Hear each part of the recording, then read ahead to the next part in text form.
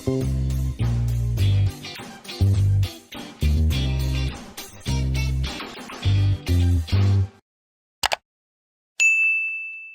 நான் தான் உங்கள் Shabdina. Welcome back to Shabdina's kitchen. இன்றைக்கி நம்ம கிச்சனில் பார்க்க போகிற ரெசிபி என்ன கேட்டிங்கன்னா, ஒரு சவுத் இந்தியன் ஸ்டைலில் ஒரு சூப்பரான முட்டை சாதம் எப்படி பண்ணுறதை பார்க்க போகிறோம்.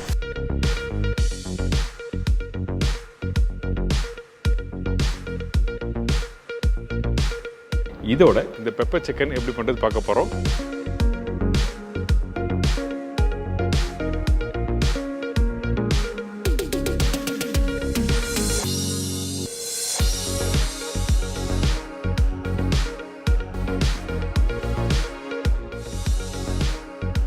முட்டை சாதத்துக்கு தேவையான பொருட்கள்: முட்டை 4 நம்பர், பாஸ்மதி ரைஸ் 100 கிராம், பெரிய சைஸ் வெங்காயம் 1, மீடியம் சைஸ் தக்காளி 2 நம்பர், இஞ்சி பூண்டு பேஸ்ட் 1 டீஸ்பூன், காய்ந்த மிளகாய் 2 நம்பர், கரம் மசாலா சிறிதளவு, மஞ்சத்தூள் சிறிதளவு, சில்லி பவுடர் 1/2 டேபிள் ஸ்பூன், தனியா பவுடர் 1/2 டேபிள் ஸ்பூன், கருவேப்பிலை தேவையான அளவு, கொத்தமல்லி தேவையான அளவு, கடுகு 1/4 டீஸ்பூன், உப்பு தேவைக்கேற்ற, எண்ணெய் 3 டேபிள் ஸ்பூன், நெய் 1/2 டீஸ்பூன், மிளகு பவுடர் 3/4 டீஸ்பூன்.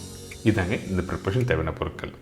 முட்டை சாதம் சொன்னால் எல்லோரும் வீட்டில் ஈஸியாக பண்ணுற ப்ரிப்பரேஷன். ஏன்னு கேட்டிங்கன்னா, இந்த டிஷ்ஷுக்காக இன்னும் ஒரு கிரேவி பண்ண வேண்டியதில்லை. அதனால் எல்லோரும் வந்து ஈஸியாக சட்டுன்னு பண்ணணுன்னு முட்டை சாதம்.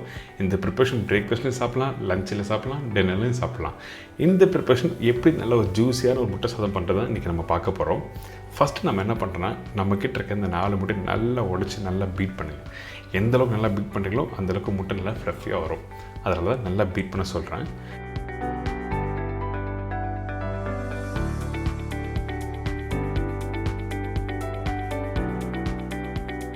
இதுக்கு பிறகு இந்த மஞ்சளில் எண்ணெய் போட்டிருக்கேன். எண்ணெய் போட்டோடனே கடுகு தாளி போட்டு கொஞ்சம் காஞ்ச மிளகாய். இந்த முட்டை சாதம் கொஞ்சம் சவுத் இந்தியன் ஸ்டைலில் தாளிப்பு போட்டு பண்ணி பாருங்களேன், அந்தளவுக்கு சூப்பராக இருக்கும். அதனால தான் கடுகு, கொஞ்சம் காஞ்ச மிளகாய், அதுக்கப்புறம் பச்சை கருவேப்பிலை, வெங்காயம் இதெல்லாம் போட்டு நல்லா வதக்குறோம். இந்த வெங்காயம் குக் பண்ணுற டைமிங் என்ன கேட்டிங்கன்னா, டைமிங்கோட கரெக்டாக பர்சன்டேஜ் சொல்கிறேன். ஒரு 50 to 60% அளவுக்கு வதங்கினா மட்டும் போதும். லைட்டாக ப்ரௌன் கலர் மாறும். அந்த டைமில் அரைச்சி வச்சுருக்க இஞ்சி பூண்டு பேஸ்ட்டு போடுங்க. இஞ்சி பூண்டு பேஸ்ட்டு போட்ட பிறகு ஜஸ்ட் லைட்டாக சாத்தே பண்ணணும். ரொம்ப நேரம் குக் பண்ண வேண்டிய அவசியம் இல்லை. அதுக்கப்புறம் கட் பண்ணி வச்சுருக்க தக்காளி. இந்த ப்ரிப்பரேஷனில் தக்காளி அதிகமாக போடல, நம்ம கொஞ்சம் தான் போட்டிருக்கோம். தக்காளி அதிகமாக போட்டால் தக்காளி தொக்கு கான்செப்ட் போய்டும். அதனால் கொஞ்சமாக தக்காளி போட்டிருக்கேன். அதுக்கப்புறம் மஞ்சத்தூள், மிளகாய் பவுடர், தனியா பவுடர்,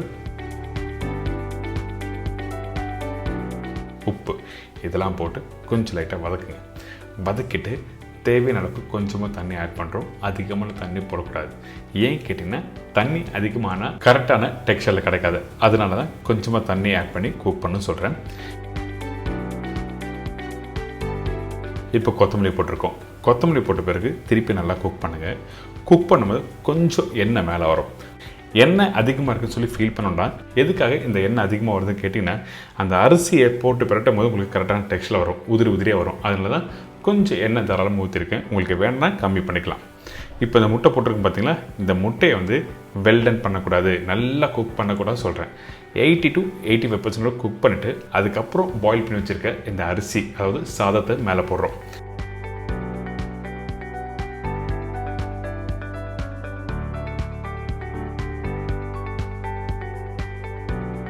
இப்போது இந்த சாப்பாடு அதுக்கப்புறம் இந்த முட்டை சாதமும் ஒன்றும் பாதியும் நல்லா மிக்ஸ் பண்ணுங்கள்.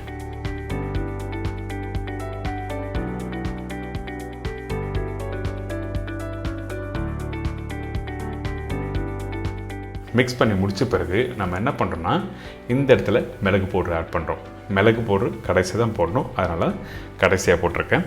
இதுக்கப்புறம் கொஞ்சம் கொத்தமல்லி, நெய் 3/4 டீஸ்பூன் சொல்லியிருக்கேன்ல, அந்த நெய் போட்டு மிக்ஸ் பண்ணிவிட்டு அதுக்கப்புறம் சாப்பிட்டா சூப்பராக இருக்கும். ஒரு 5 நிமிஷம் தம் போட்டிருக்கேன்.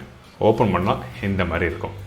இப்போது இதை நல்லா மிக்ஸ் பண்ணிவிட்டு இதுக்கப்புறம் ஃபைனலாக பிஞ்ச் கரம் மசாலா நிறைய பேர் முட்டை சாதத்தில் போட மாட்டீங்க. ஆனால் எடுத்த உடனே ஃபஸ்ட்டே நீங்கள் போட்டிங்கன்னா உங்களுக்கு வந்து அந்த டேஸ்ட் வந்து ஒரு ஸ்ட்ராங்கான ஃப்ளேவர் ஆகிடும். அதனால தான் அந்த மசாலா டைப் வேணும்னு நினச்சின்னா அந்த டைமில் லாஸ்ட்டாக கரம் மசாலா போட்டு மிக்ஸ் பண்ணி எடுத்து சர்வ் பண்ணால் ஒரு அருமையான முட்டை சாதம் ரெடி.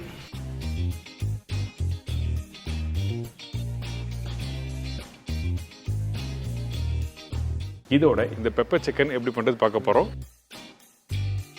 பெப்பர் சிக்கன் தேவையான பொருட்கள்: சிக்கன் 1 கிலோ, பெரிய சைஸ் வெங்காயம் 3 நம்பர், தக்காளி 2 நம்பர், காய்ந்த மிளகாய் 5 நம்பர், இஞ்சி பூண்டு பேஸ்ட் 1 டேபிள் ஸ்பூன், முழு சோம்பு 1/2 டீஸ்பூன், முழு கரம் மசாலா தாளிப்புக்கு தேவையான அளவு, மஞ்சத்தூள் 1/4 டீஸ்பூன், சில்லி பவுடர் 1 டீஸ்பூன், தனியா powder 2 teaspoon, pepper powder 1/4 teaspoon, சோம்பு பவுடர் 1/4 டீஸ்பூன், கருவேப்பிலை சிறிதளவு, கொத்தமல்லி தேவையான அளவு, தேங்காய் 2 பத்தை, முந்திரி பருப்பு 8லேருந்து 10 நம்பர், உப்பு தேவையான அளவு, எண்ணெய் சமைக்கிறதுக்கு தேவையான அளவு. இதாங்க இந்த ரெசிபிக்கு தேவையான பொருட்கள்.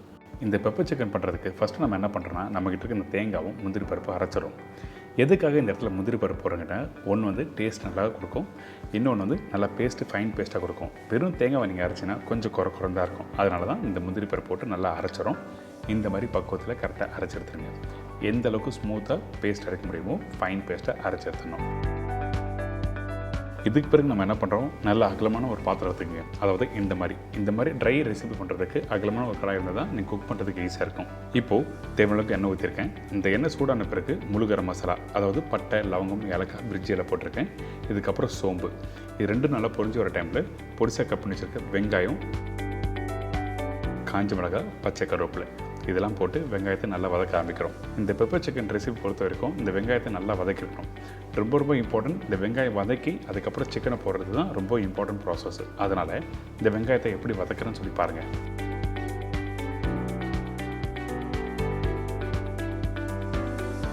பார்த்தீங்களா, இந்த மாதிரி கலர் மாறுது பார்த்தீங்களா. இதுக்கு பிறகு இன்னும் கொஞ்சம் லைட்டாக கோல்டன் ப்ரௌன் கலர் மாறும். அதுக்கு பிறகு தான் சிக்கன் போட ஆரம்பிக்கிறோம். அதனால் இந்த ரெசிபி பொறுத்த வரைக்கும் ட்ரையாக வரணும்னா இந்த மாதிரி கோல்டன் ப்ரௌனில் நல்லா வறுத்துருக்கணும். எல்லா வெங்காயத்தையும் ஈவனாக வறுத்துருக்கணும். இதுக்கு பிறகு அரைச்சி வச்சுருக்கேன் இஞ்சி பூண்டு பேஸ்ட் போட்டிருக்கேன்.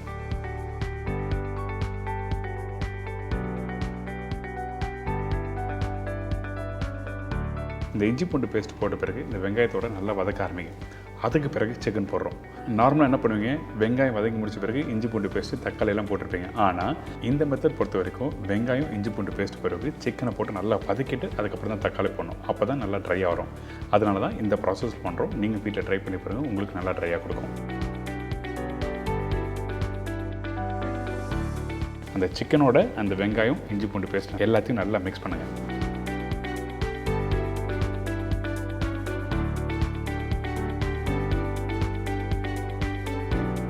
மிக்ஸ் பண்ணி முடிச்ச பிறகு நம்ம என்ன பண்ணுறோம், கட் பண்ணி வச்சுருக்க தக்காளி. இந்த இடத்துல அதிகமான தக்காளி இருக்கக்கூடாது. அதே டைமில் நல்லா பழுத்த தக்காளி யூஸ் பண்ணுங்கள். இதுக்கப்புறம் உப்பு தேவையான அளவுக்கு, மஞ்சத்தூள் போட்டிருக்கேன், தனியா பவுடர். இந்த ரெசிபி பொறுத்த வரைக்கும், அதாவது மிளகு யூஸ் பண்ணி பண்ணுற எந்த ஒரு ரெசிபி இருந்தாலும் தனியாத்தூள் அதிகமாக இருக்கணும், சில்லி பவுடர் கம்மியாக இருக்கணும். இது பேசிக். இந்த மெத்தடில் நீங்கள் ஃபாலோ பண்ணும்போது உங்களுக்கு நல்ல ஒரு டேஸ்ட் கொடுக்கும் இந்த பெப்பர் சிக்கன். இதுக்கு பிறகு நம்ம என்ன பண்ணுறோம், அந்த மசாலாவோட அந்த சிக்கன் நல்லா மிக்ஸ் பண்ண ஆரம்பிங்க. மீடியமான ஃப்ளேம் வச்சு நல்லா மிக்ஸ் பண்ணிவிட்டு அதுக்கு பிறகு அரைச்சி வச்சுருக்கேன் அந்த தேங்காய் முந்திரி பேஸ்ட்டு இதில் போட ஆரம்பிக்கிறோம்.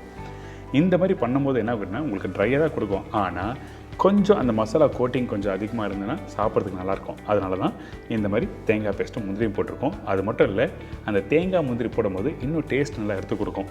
இந்த 2 ரீசனுக்காக மட்டும்தான் இந்த தேங்காவும் முந்திரியும் போட்டிருக்கோம். இதுக்கப்புறம் கொஞ்சம் கொத்தமல்லி போட்டு நல்லா மிக்ஸ் பண்ணிவிட்டு தேவையான அளவுக்கு தண்ணி தெளிக்கணும். இல்லைன்னா தேவையான அளவுக்கு கொஞ்சமாக தண்ணி ஊற்றிக்கலாம். நீங்கள் அதிகமான தண்ணி ஊற்றி நீங்கள் குக் பண்ணினா கண்டிப்பாக சிக்கன்லேருந்து தண்ணி விட ஆரம்பிக்கும். அந்த டைமில் கிரேவியாக மாறிடும். அந்த மாதிரி இருந்ததுன்னா சிக்கன் குக் பண்ணுறதுக்கு ரொம்ப டைம் எடுக்கும். அதே டைமில் பிரெஸ்ட் பகுதி வந்து ஹார்ட் ஆகிறதுக்கு வாய்ப்பு இருக்குது. அதனால தான் கொஞ்சமாக தண்ணி ஊற்றி இந்த மாதிரி குக் பண்ண சொல்ல வரேன்.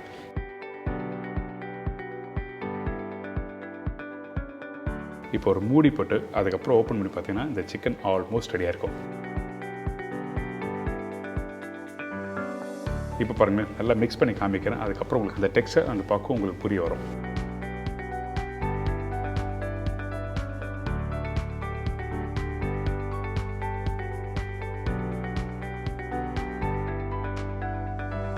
இப்போது செமி ட்ரையாக இருக்குல்ல, ஆல்மோஸ்ட் ரெடி ஆகிடுச்சு. அதாவது 95% அளவுக்கு சிக்கன் ரெடி ஆன பிறகு தான் இந்த மிளகு பவுடர் போடுறோம். இந்த மிளகு பவுடர் போட்ட உடனே கொஞ்சம் சோம்பு போடுறேன். இந்த சோம்பு எதுக்காக கடைசியாக போடுறேன்னா, இந்த மாதிரி பெப்பர் பவுடர் யூஸ் பண்ணி கம்ப்ளீட் பண்ணுற ரெசிபிக்கு வந்து சோம்பு பவுடர் போட்டால் தான் நல்லாயிருக்கும். அதனால தான் இந்த சோம்பு பவுடர் போட்டு அதுக்கப்புறம் கொத்தமல்லி, கருவேப்பிலை இதெல்லாம் போட்டு நல்லா மிக்ஸ் பண்ணி எடுத்திங்கன்னா ஒரு சூப்பரான பெப்பர் சிக்கன் ரெடி. இந்த மெத்தடில் வீட்டில் ட்ரை பண்ணி பாருங்களேன். நம்ம வீட்டில் இருக்க மக்கள் 2 பீஸுக்கு பதில் 5 பீஸாக சாப்பிடுவாங்க. அந்தளவுக்கு சூப்பராக இருக்கும். நல்லா சூடாக சாப்பிட்டீங்கன்னா அந்தளவுக்கு பிரமாதமாக இருக்கும். நான் திருப்பியும் சொல்கிறேன், இன்னொரு முக்கியமான விஷயம், அந்த சிக்கனை குக் பண்ணும்போது நீங்கள் ரொம்ப குக் பண்ணிட்டோன்னா ட்ரை ஆகிடுச்சுன்னா நல்லா இருக்காது. வெறும் மசாலா மட்டும்தான் சாப்பிட்ற மாதிரி இருக்கும். அதனால் தேவையான பக்கத்துக்கு ப்ராப்பராக குக் பண்ணிவிட்டு அதுக்கப்புறம் எடுத்து சர்வ் பண்ணுங்கள். ஒரு சூப்பரான பெப்பர் சிக்கன் ரெடி.